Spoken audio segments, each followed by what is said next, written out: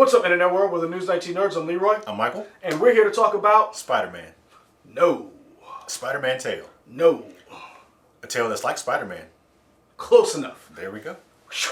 Yep. Invincible! Invincible! Episodes 4 and 5, we'll just put them all together, right? Yeah. We ain't about to do breakdown on No. Yeah. Because I finally watched... So I was behind on 4. Mm-hmm. Then I basically watched 4 and 5 together. Mm-hmm. And I was like, ooh. Y'all got any more of those Invincible episodes? The show is picking up.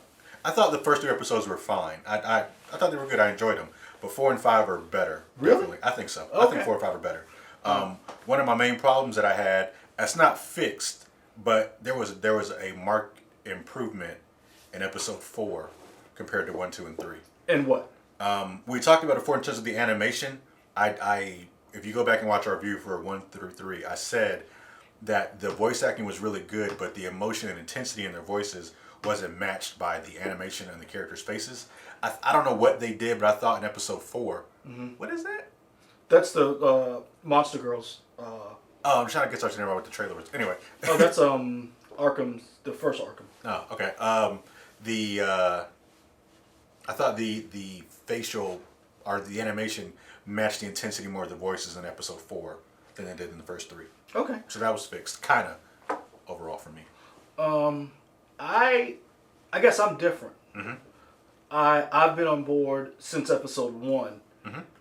And I've been on board since episode 1. I have not had a problem with that, what you talked about, because I didn't notice it. Mm-hmm. But now that you've said it, I do see it now. Mm-hmm. And it is a little distracting. But it was one of those things where I was just like, and then I got out of it, and I'm good, and I'm back in it. Sure. I have been on board this since episode 1 because I just thought it was, and this is from somebody who knows the comic. I know the beats. I've never read the comic. Mm-hmm. I've only read the first issue, and I thought I brought it, but I as you can see, I have a lot of stuff. It's somewhere. It's somewhere. Yeah. And I misplaced it. I read I've read a couple of the graphic novels out of order because when I would go to the library, they would have one. I was like, oh. Oh, okay. And I would just pick up volume 3, and I'd know like this beat. And then I'd go back and read, the first volume. Okay. So I know some of the beats. I know the first issue because I have the free comic book day issue, which they re-released about a year ago, 2 years ago. Before the pandemic, and we're all living in caves and, hunting our food now. I've been on board. You mentioned it's a Spider-Man story. Or at least it has elements of it, I feel. So, friend of the show, James Gilbert, that was his pitch to me. When I first heard about Invincible, I was like, I'm not. And I was a little leery of indie comics because I got bit in the past because of people starting something and not finishing. You know who I'm talking to, Battle Chasers. 10 years, man. 10 years! We've been waiting on the last couple of issues. Are they supposed to come? Yes! Oh. He had a Kickstarter. You too, Liefeld. Did you fund it? I did not. I did not make that mistake. Ooh. Okay. Ooh, man, yeah. Okay. You too, Liefeld. Mm-hmm. So that's how he pitched it. He pitched it as it's a coming-of-age tale, akin to Spider-Man, a kid in high school trying to learn how to use his abilities, how to navigate having a social life and being a superhero. The only difference is your dad's basically Superman. And your dad has a secret. Yeah. He's evil? A mass murderer. Or something. He's a serial killer? So you've read some of the comics. I've read none of the comics. But what I gather is that episode 4 and 5 are, at least this isn't beat for beat of the comic. They've kind of changed some of people's motivations or how stuff appears in it. And I think that's, and to me, I like that because I am definitely more sympathetic to Omni-Man. Even though he has killed the Guardians of the Globe, I'm at least sympathetic in the fact that he's not, I don't feel like he's completely a bad guy or whatever. I feel like there's something else in him. Time out. What classifies as a bad guy? He beat those people like a drum. But he's not just like he squeezed the red Fury or whatever. Head like a grape. There's some good in him or something. It's in there. Shut up, Yoda. It is. There's some good in him. There's some good in Anakin. Younglings. Yeah. And I only say that because of the great work between Sandra Oh and J.K. Simmons. And I feel like there is something there that he has some marching orders from his planet to kill people. Fudge that. He still cares for his wife, I think. I don't know if it's an act or whatever, but I feel like there's something in him that he still cares about his wife, and that there's like a hesitance in him, I think. I don't know. I'm going to say this, and this is how I feel about Omni-Man. Jeffrey Dahmer had friends he didn't eat. Okay. I mean, he has feelings for his wife. Yeah, he mass murdered the team of superheroes put together to protect the globe, called the Guardians of the Globe. Everybody had issues. Hold on. And on top of that, act as if he was attacked. He did. He definitely pulled that. I was like, bro, come on now. You know what you did. Acted as if he was attacked. He did. And had the nerve to get mad at everybody else still talking about it and still wondering like, they got murked. And how'd you live? Not only that, he's perturbed. They're still looking into it. Yeah. Yeah. I'm like, and I understand what you're talking about. The conflict that I see in him, especially in episodes 3 and 4, it's a little bit more nuanced. But because of my disdain for him and what he did, I can't see past the murder. Okay. I can't, because it was done very well. It was. I mean, when... That was a great scene. When somebody got pushed out of the way, you're like, what? Oh, because Omni-Man's here. When what was it, Red Flare? Hold on, I'm trying to look what his name was. He wasn't on the show long. Right.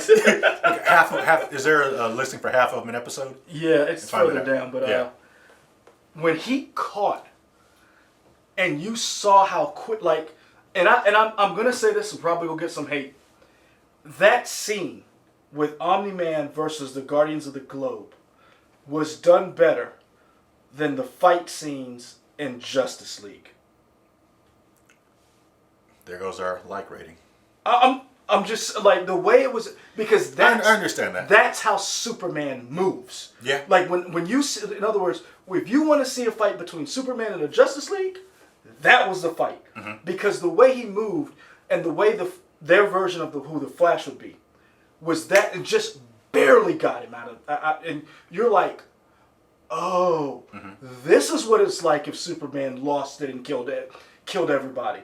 And this is what it'd be like if he just decided, I'm going to do whatever I want. Because there's something to him when he told his son, Mark, that's beneath you.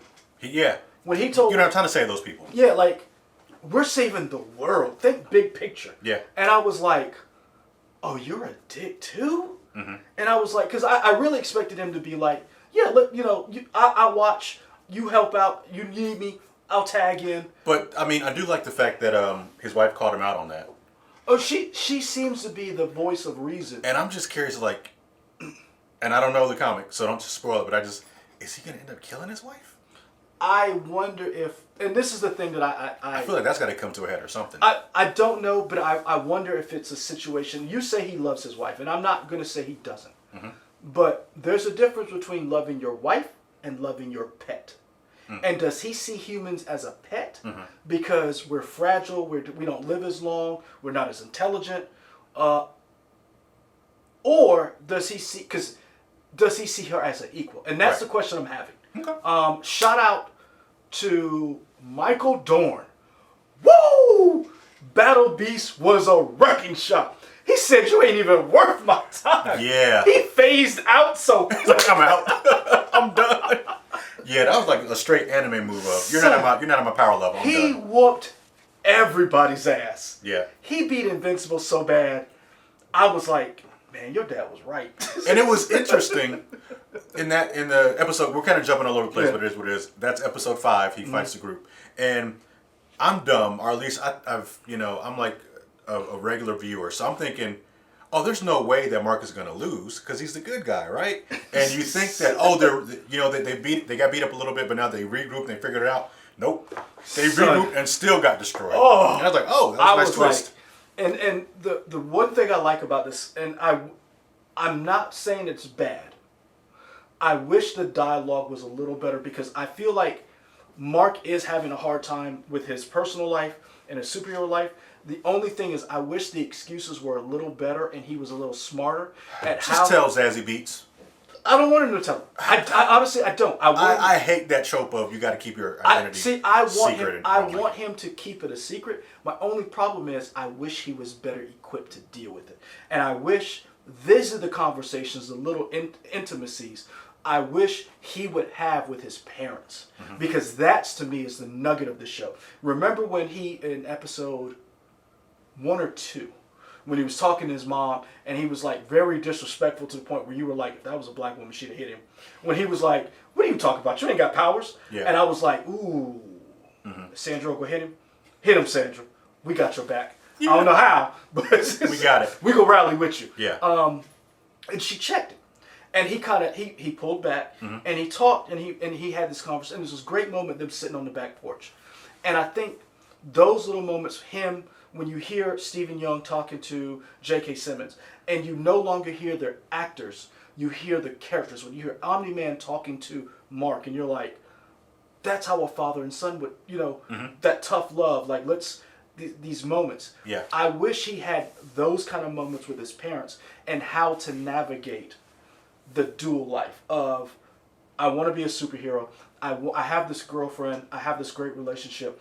How do I navigate this? How did you and Dad manage it? Dad, how did you, when did you tell Mom? And it's like, that's where I kind of wish we saw more of. Because it's great when we saw Adam Eve and her parents. Yeah. Oh, that was, ooh. So what is Zazie Beetz' character name? Amber? Yeah. So Amber was talking to Adam Eve. Mm-hmm. And she said something about something along the lines of, "Oh, you got to go save the world." So does she know that she's a superhero? Or was that just like a playful? Not really. It was just kind of. I think it's one of those things where it's like, what is so important that you have to leave? And it seems, I'll be honest with you, Amber and Eve seem to share a mutual respect because you saw that, and goes back to that thing you talked about, the facial thing.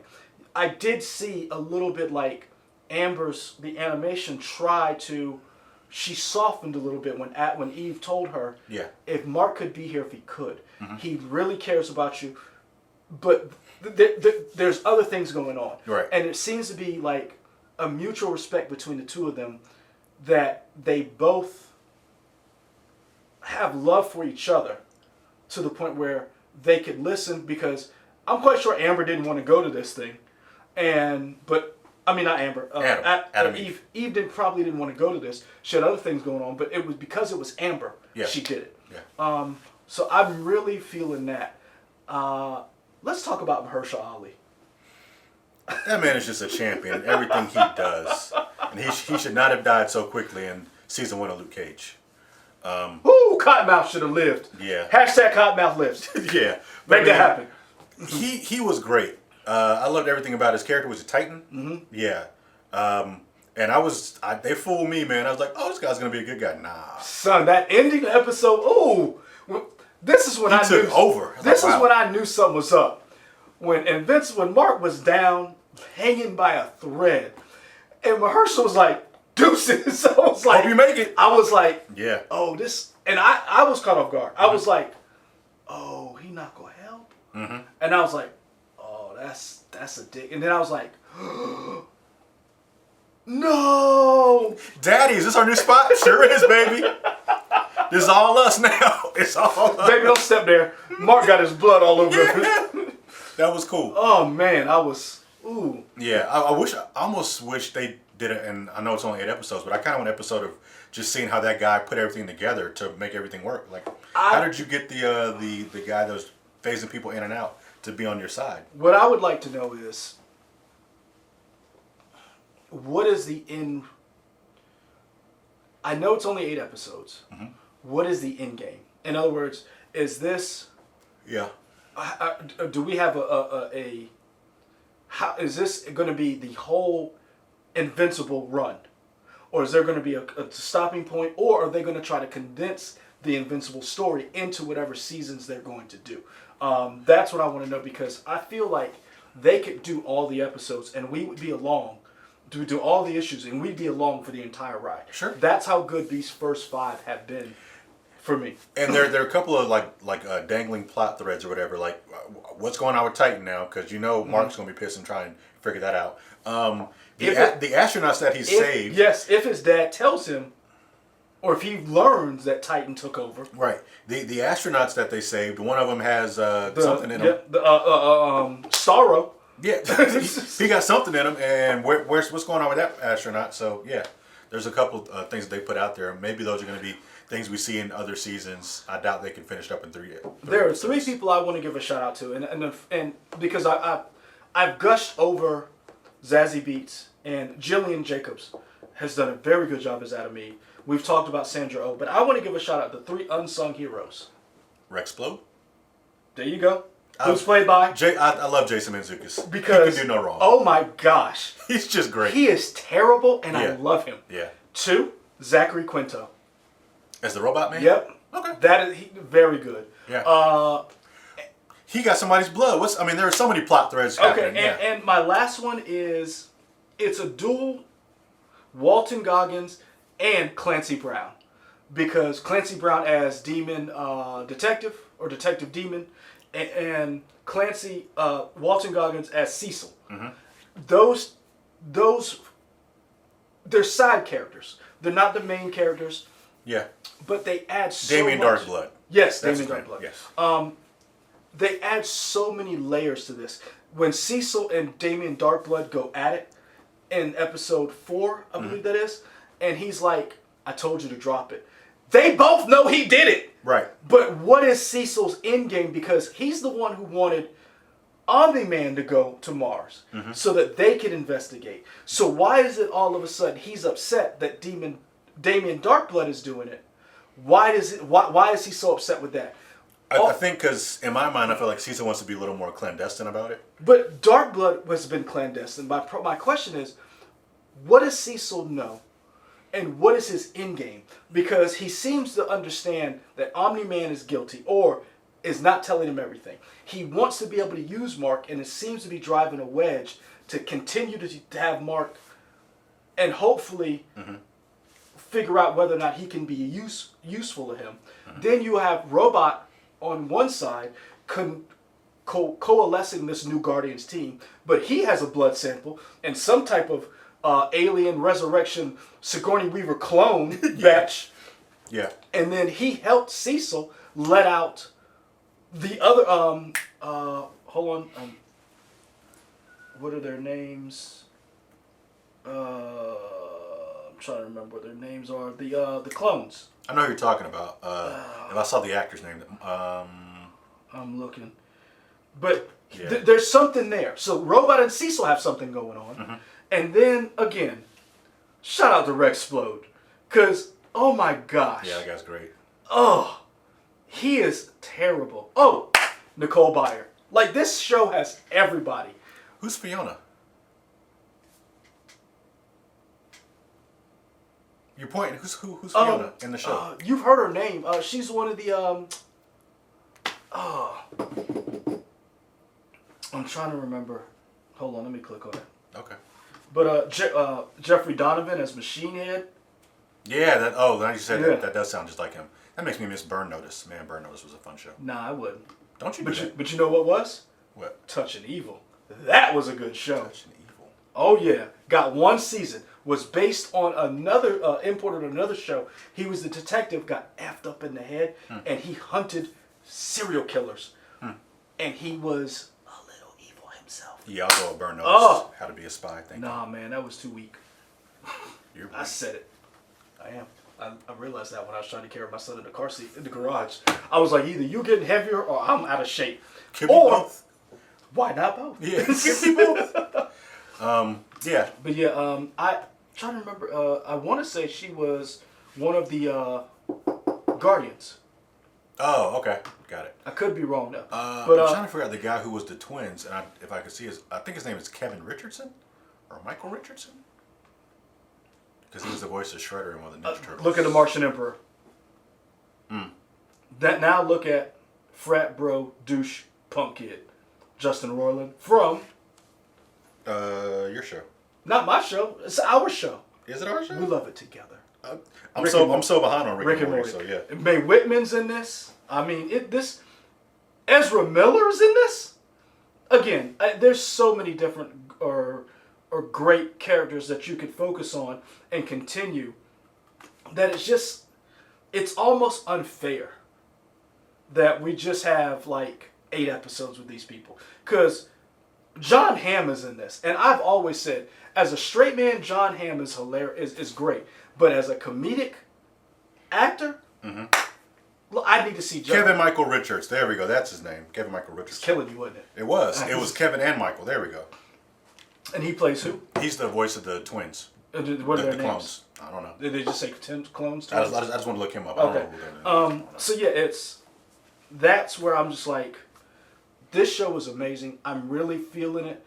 I'm really loving, like, every time I hear a voice of somebody. Because, like, when we heard Titan the first time, I was like, that sounds familiar. And I was like, oh, I mean, like, and then when Battle Beast shows up, and you're like, I know that. And that's the one thing I will say. You're knocking the animation a little bit. I understand you're a little critical. And I get that. But the way they animated Battle Beast. I mean and I'm only knocking the face stuff. Like in terms whenever they do fights, they look great. Yeah. I mean, I ain't gonna say it. I've already done my hot take. That's enough hot takes for now. You guys can let Leroy know about his hot takes in the comments. Come for me. I'll put you down like Battle Beast did Invincible. Like us here, where we berate you all the time. Like us here in the comments and on YouTube as well as Twitter. It's all in love. Instagram, Facebook, WOTX.com. Click on the bell. Yep. Click on the bell. HR. To know when we're putting up new videos. And that's it. We're out.